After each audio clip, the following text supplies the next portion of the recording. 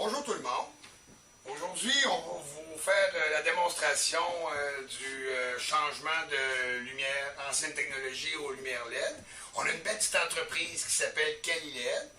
Et puis, on sait que l'avenir est dans le LED. C'est sûr et certain que toutes les anciennes technologies sont en train de changer pour des technologies qui sont beaucoup plus écologiques, qui sont économiques en électricité. On peut dire quasiment 70% d'économie en moyenne avec les produits OLED.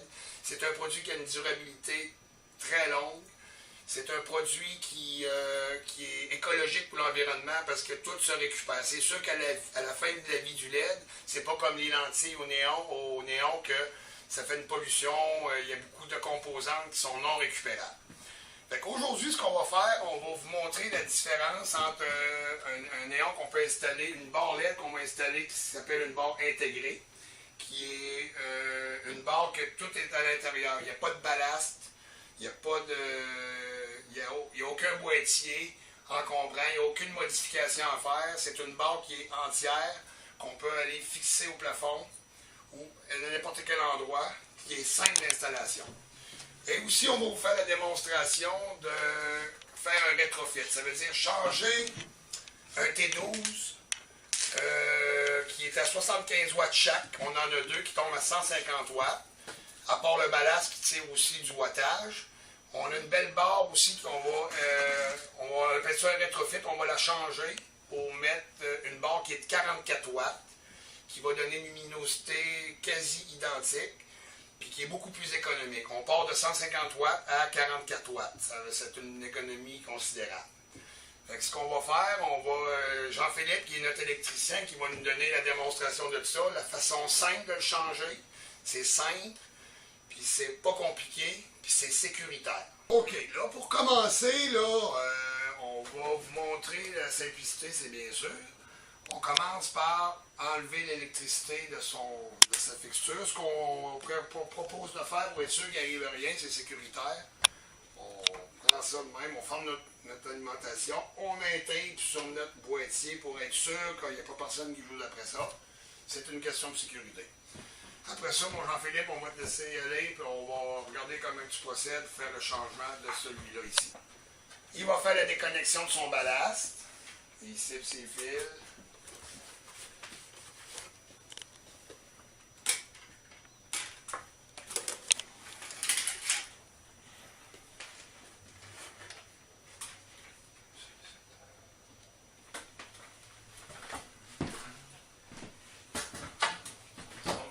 Est-ce qu'on va bypasser le ballast? On est du 120 volts. Le ballast qui est là, voyez-vous, là, il commence à couler, là, ça, il n'en restait plus pour longtemps. Là, ça arrêterait le changement de ballast dans quelques mois, là, il en est arrivé. Puis ça, c'est des frais, c'est toujours des frais d'entretien. Ça ici, regardez, on voit l'huile, là, ça commence à couler. Là. Fait que ça, c'est un ballast, c'est entre 20 et 40 $, tout dépendant de la qualité, ou s'il est à allumage rapide, au froid ou non, mais c'est toujours des coûts supplémentaires que ça demande de faire. Ça peut prendre entre 15 et 20 minutes du fait qu'il n'y a jamais un boîtier qui est identique, c'est sûr. Quand on le démange, on ne sait pas à quoi s'attendre comme filage, mais c'est tout le même principe, mais d'un boîtier à l'autre, les fils sont placés différemment, mais c'est le même principe. Ça, c'est l'option où on vous propose de faire en dernier recours. Parce que c'est une solution où c'est plus de taponnage un petit peu. Mais ce qu'on essaie on va vous montrer la différence entre modifier comme ça, puis installer un intégré complet. Sans ballast? Sans ballast. Là, on a enlevé le ballast. Fait que là, il est rendu justement avec l'électricité de l'alimentation du bâtiment direct. On va remettre les boîtiers.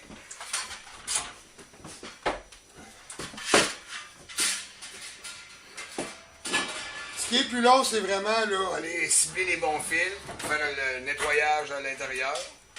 Puis après ça, là, à partir de là, quand ces fils sont nettoyés, qu'ils remplissent les fils inutiles, il tombe vraiment avec juste une boîte. Là, il est sur la fin là, de son assemblage pour les morceaux de tôle. Fait qu'il va juste rester à insérer le néon FA08 à l'intérieur de ces coches. Ensuite, pour faire, il reste juste à rentrer le néon à sa place dans son boîtier. On enlève notre tape sur la switch. On voit notre ami qui le rentre à l'intérieur. On est prêt, si. On est prêt, on allume ça, direct dans l'air. Regardez la lumière que ça donne. Tantôt, on avait 2 T12 allumés. 150 watts. 150 watts. Là, on est rendu avec une 44 watts dans le T8. Regardez là, la lumière qu'on a dans la pièce. C'est plus 60%, là. Plus Ouais, 60% de on a celui. une économie c'est un tiers de consommation au lieu de... Avec le place encore? Le ballast en moins. Fait qu'on a encore on a une grosse économie. Ça ici, ça c'est la deuxième façon qu'on va vous montrer avec la barre intégrée. C'est une barre de 8 pieds aussi. Elle a son casing en aluminium. Elle est indépendante de tout. La seule chose qu'on a besoin, c'est des petits clips, puis rentrer son alimentation électrique dans le bout de la barre qui va avec, voyez-vous, une connexion 3 trous. OK? Avec le fil, quand on a la barre, on a tout le kit d'installation est avec. On a le fil. Là, on s'est permis de mettre le fil. On s'est déjà pris l'électricité dans l'autre boîtier pour vous montrer la simplicité de l'installation. Quand on a notre courant à l'intérieur du fil, c'est très très simple à installer.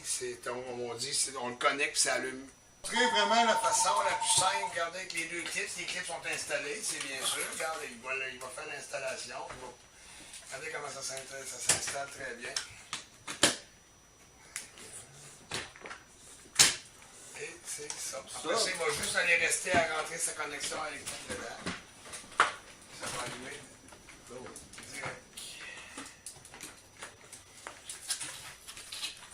Regardez comment c'est simple. Regardez, terminé notre histoire qu'on voulait vous mettre au courant comment ça fonctionnait. Regardez, là, voyez-vous, on a 2 néons. OK? On a 2 barres de LED de 8 pieds. OK? On a une intégrée puis une rétrofit. OK? Qui donnerait la même. Tantôt, on avait 2 néons 75 watts chaque qui nous donnaient la lumière qu'on a vue au début du vidéo. Puis comme vous pouvez voir, là, on a une pièce qui est beaucoup plus claire. On a la même quantité on a 2 barres, comme on avait au début. On a parti de 150 watts plus le wattage du ballast. On est tombé à 88 watts sans aucun ballast, sans aucun entretien. Donc, on a quasiment une économie de 50% ici. Là.